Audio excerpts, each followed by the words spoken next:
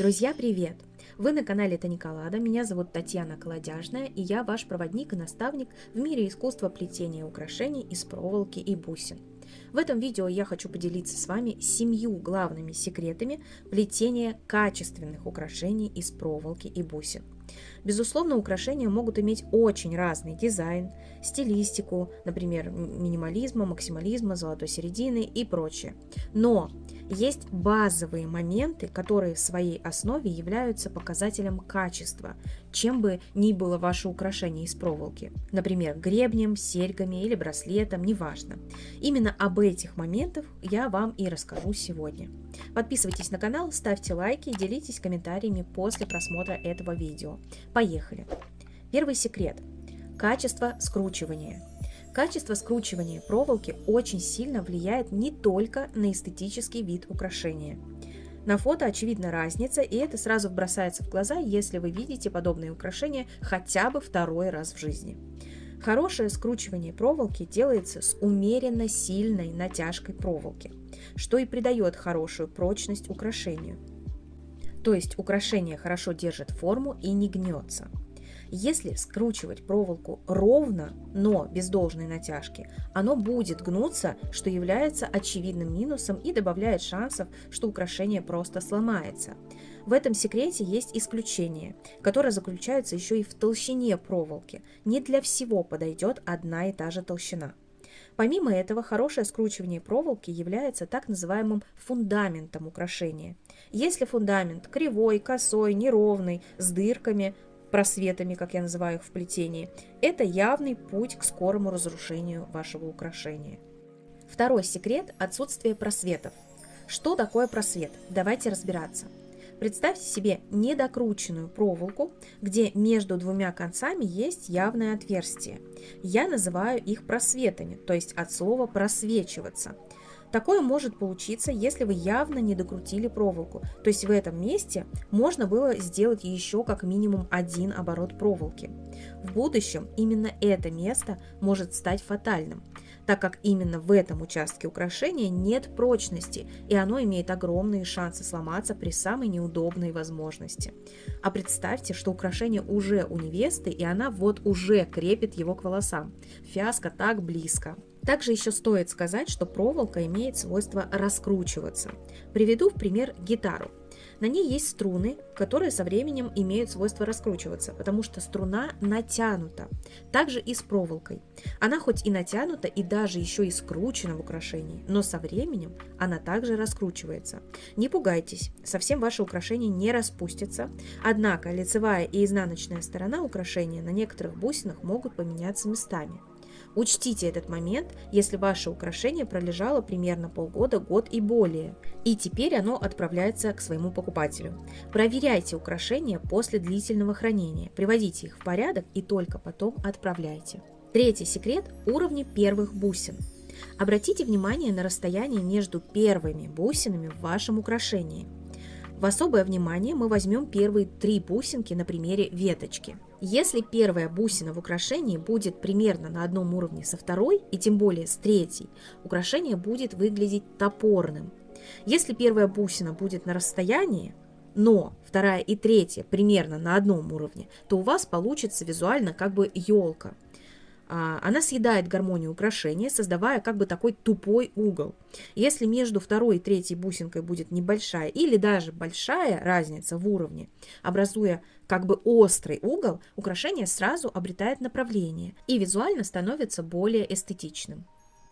Четвертый секрет – способ крепления бусин. Разновидностей бусин очень много, но есть несколько основных форм, о которых я сейчас расскажу.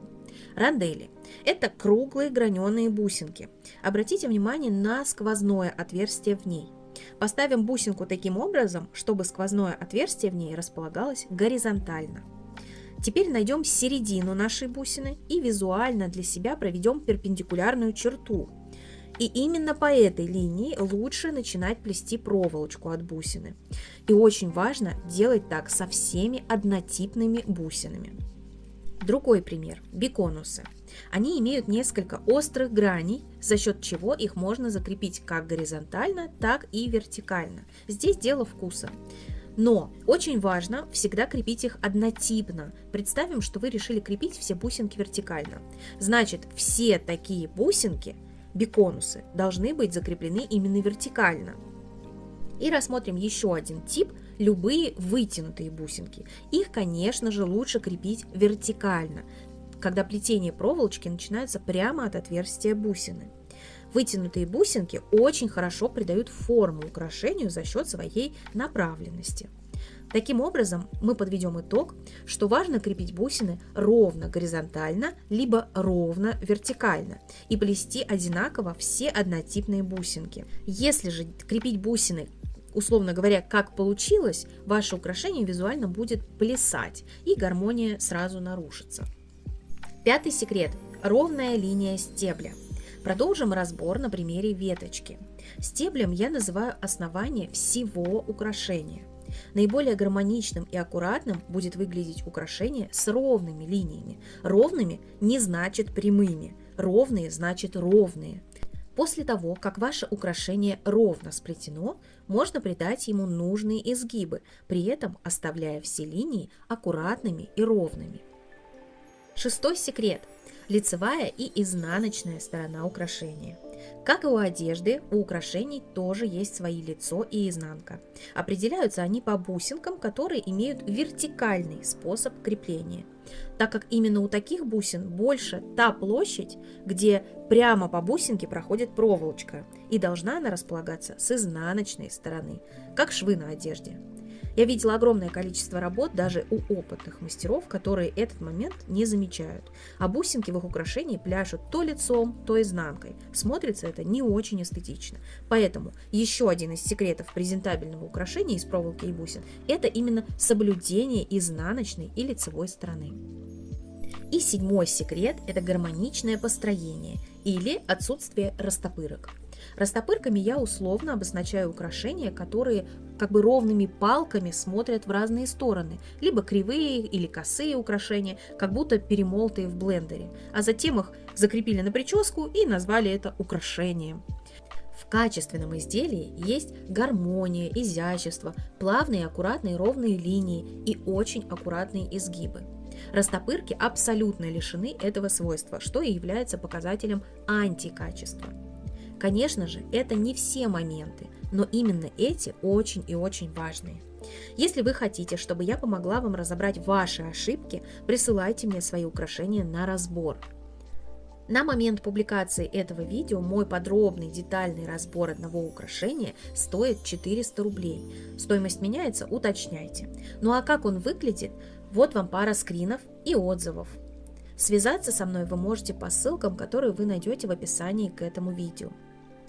Ну а чтобы научиться делать основательно качественные украшения, приходите ко мне на обучение. Подробнее про обучение вы можете узнать вот в этом видео. Посмотрите. Ссылочку на него вы также найдете в описании и в подсказках в конце этого видео. Там я очень подробно рассказала про мой личный формат обучения, который пришелся по душе очень многим моим последователям. Это были 7 очень важных секретов плетения украшений из проволоки и бусин. Поделитесь в комментариях, какие из этих пунктов вы заметили сами, а какие смогли вас удивить. Добро пожаловать на канал Таникалада, ну и, конечно же, до новых видео, увидимся!